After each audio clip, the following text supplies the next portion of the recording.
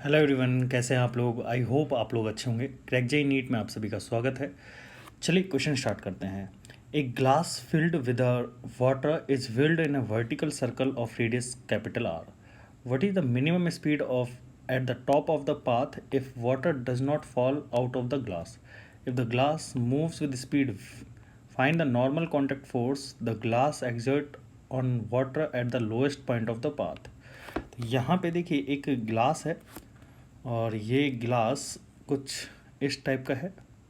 थोड़ा सा छोटा बना लेते हैं।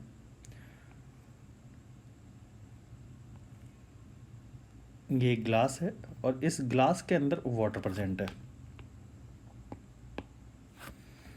तो ये वाटर इस तरीके से प्रेजेंट है, ठीक है। और अब ये जो ग्लास है, ये पूरा ग्लास एक वर्टिकल सर्कुलर पाथ पे घूम रहा है। ये हमने मान लिया कि इस वर्टिकल सर्कुलर पाथ पे घूम रहा है। हम मान के चलते हैं कि जो पूरा वाटर जो है, उस पूरे वाटर का जो सेंटर ऑफ मास होगा कहीं यहाँ पे प्रेजेंट होगा, इस पॉइंट पे प्रेजेंट है। तो this is the centre of mass of whole water. ये वाटर का सेंटर ऑफ मास। अब मैंने क्या करा, इसको इसका जो ग्लास का ये इस सर्कुलर पाथ पे घूम रहा है।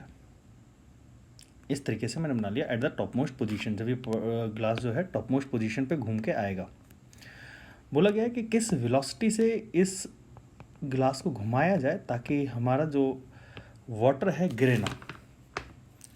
तो इस चीज़ को सॉल्व करने के लिए हम क्या करते हैं, इसका एक फ्री बॉडी डायग्राम बनाते हैं। फ्री बॉडी डायग्राम के लिए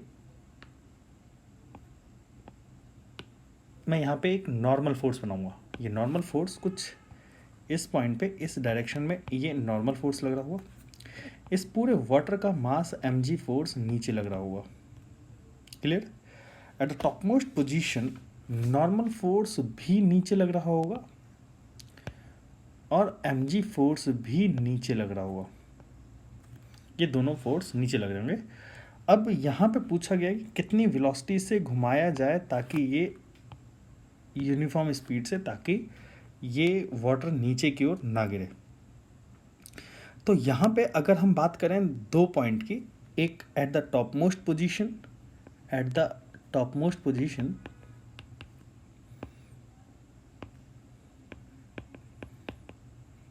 देखिए, अगर ऊपर सबसे टॉप मोस्ट पोजीशन पे अगर वाटर को बचा लेते हैं गिरने से, तो ये वाटर कहीं पे भी नहीं गिरेगा। तो हम सबसे पहले eight the top most position पे बात कर लेते हैं। और इस टॉप मोस्ट पोजीशन पे दो फोर्सेस लग रहे हैं। एक तो लग रहा है नॉर्मल फोर्स और दूसरा लग रहा है mg force. That should be equal to mv square divided by r। r is the radius of circle. तो ये जो नॉर्मल फोर्स हो जाएगा वो हो जाएगा mv square bye r minus mg। This is the equation number 1। Because ये water जो है इस ग्लास से लीव नहीं होना चाहिए, कांटेक्ट लीव नहीं होना चाहिए। इसका मतलब कांटेक्ट अगर लीव नहीं होता तो नॉर्मल फोर्स की वैल्यू 0 से बड़ी होनी चाहिए। इफ़, तो यहाँ पे लिख लीजिएगा, if water does not fall, if water does not fall, तो नॉर्मल फोर्स की वैल्यू ग्रेटर देन 0 होना चाहिए। मतलब कि नॉर्मल फोर्स की वैल्यू कुछ ना कुछ होनी चाहिए। और आप लोगों से पूछा गया है minimum speed. Minimum speed at the top of the path of water does not fall out of the glass. तो यहाँ पे हम इक्वल टू और ले लेते हैं ताकि ये जस्ट कॉन्टैक्ट लूज करे, तो उस पॉइंट पे क्या वेलोसिटी होगी ये हम बात कर लेंगे। तो नॉर्मल फोर्स की वैल्यू हमेशा ग्रेटर देन इक्वल टू 0 होना चाहिए। तब उस कंडीशन में मैं बोल सकता हूँ कि क्या होगा कि वाटर ये कॉन्टैक्ट लूज नहीं करेगा, और कॉन्टैक्ट लूज नहीं करेगा तो वाटर इसके अंदर नीचे नहीं गिरेगा। तो दिस इज इक्वल टू, अगर यहाँ पे नॉर्मल फोर्स की वैल्यू आप लोगों ने निकाला है mv square by r, that is equal to mv square by r minus mg, that should be equal to greater than equal to 0। तो mv square by r that should be equal to greater than equal to mg। m से ये mg cut जाएगा और v square that should be greater than equal to, यहाँ पर आ जाएगा R G. और यहाँ पे v की वैल्यू आर रूट में आर जी से ज़्यादा होनी चाहिए।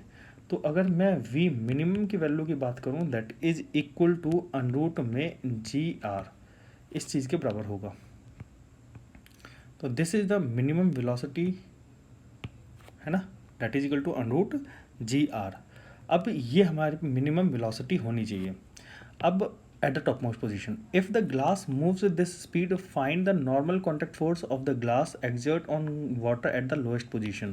तो एट द लोएस्ट पोजिशन पे क्या नॉर्मल फोर्स एग्जिस्ट कर रहा होगा अगर यही वेलोसिटी से मूव करे हमारा glass.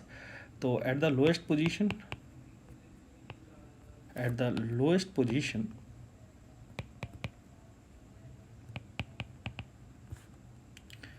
Eight the lowest position